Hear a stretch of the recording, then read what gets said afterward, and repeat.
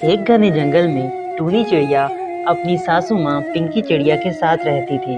उसका शौहर बंटी कबूतर शहर से बाहर किसी मार्केट में काम करता था, इसलिए वो घर से हमेशा बाहर ही रहता था और कभी कभी ही टूनी चिड़िया से मिलने आया करता था।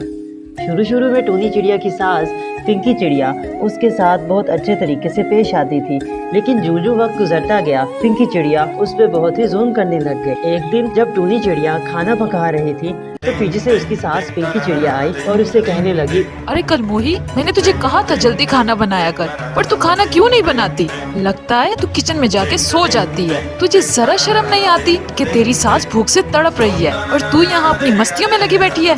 जाके खाना बना। नहीं सासू माँ, मैं तो आपके लिए खाना ही बना रही थी। खाना बनाने में देर तो लग जाती है माँ जी। आपने मुझे इतने खाने बनाने को दिए हैं तो मुझे टाइम तो लगेगा ना। ये सुनकर उसकी सासू माँ आग बगोला हो गई और उससे कहने लगी, अरे कलमोही, मेरे सामने बकवास करती है। मैंने तुझे कहा है जल्दी से खाना बना, आइंदा मेरे आगे जबान चलाई तो तेरी जबान काट के कुत्तों के आगे फेंक दूंगी। टूनी चिड़िया बेचारी बहुत ही बेबस थी, आखिर क्या करती। खैर वो खाना बनाने लग गई। इसी तरह उसकी सासू माँ रोजाना उस पर बहुत ही जुल्म करती, लेकिन टूनी चिड़िया बेचारी कुछ भी ना कह पाती।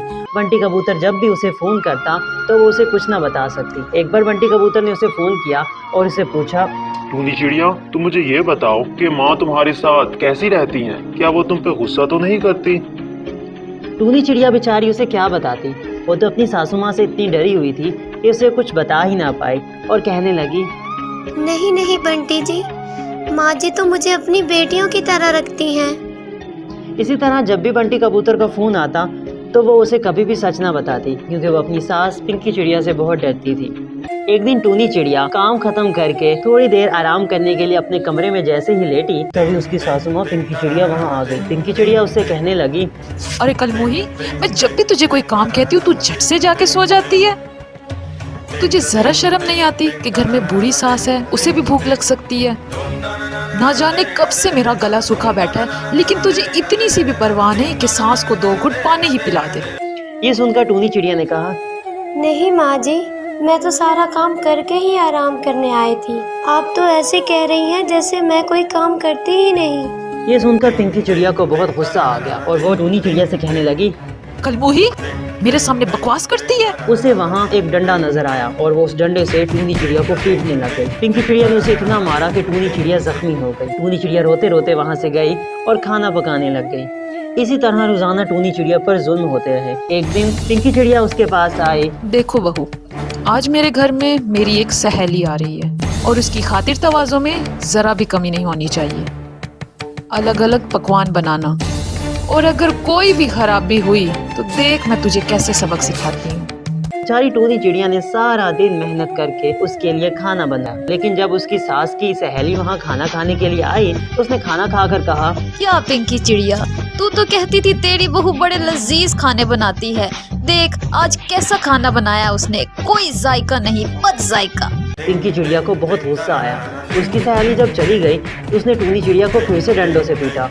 टूनी चिड़िया बहुत रोई, लेकिन बेचारी क्या करती।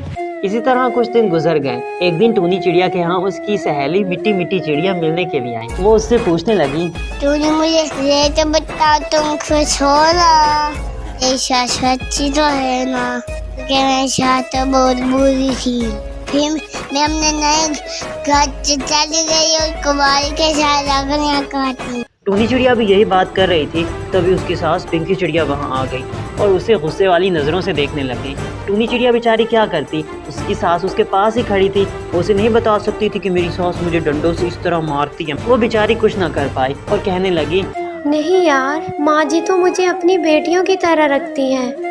उसकी सासू माँ बहुत खुश हो गई, हंसने लगी और फिर उससे कहने लगी, हाँ तो मिट्टी, ये देखो मैंने अपनी बहू को कितने नाज से रखा हुआ है। सारा दिन सोई पड़ी रहती है, चाहे 10-10 बजे तक सोए, मैं ऐसे कुछ भी नहीं कहती। इसे तो मैंने अपनी बेटियों की तरह बना के रखा हुआ है। बेचारी टूनी चिड़िया कुछ न कर पाई। फिर वो दोनों जब कमरे में गए तो टूनी चिड़िया उसे बातें करते करते अचानक रो पड़ी। मिट्टी चिड़िया ने उसे पूछा, तूने बहन खाती बताओ तुम्हारे साथ क्या हुआ?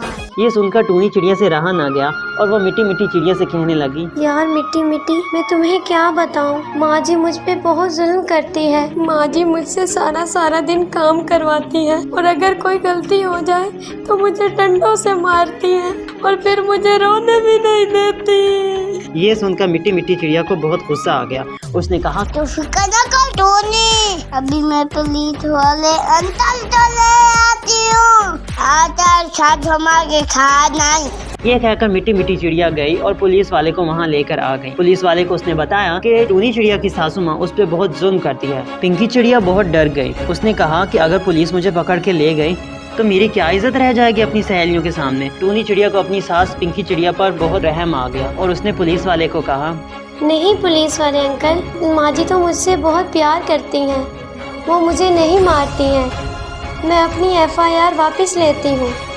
जब पिंकी चिड़िया ने ये सुना तो उसे अपनी गलती का एहसास हो गया और उसने टूनी चिड़िया को अपनी बेटी तस्लीम कर लिया। इस तरह वो दोनों हंसी खुशी रहने लगे। प्यारे दोस्तों, इस कहानी से हमें ये सबक मिलता है कि चाहे कोई हम पर जितना भी जुल्म करे, लेकिन अगर हम उसके साथ भी अच्छा सलूक करें तो आखिर में हमारे साथ उसे भी अच्छा सलूक करना ही पड़ता है।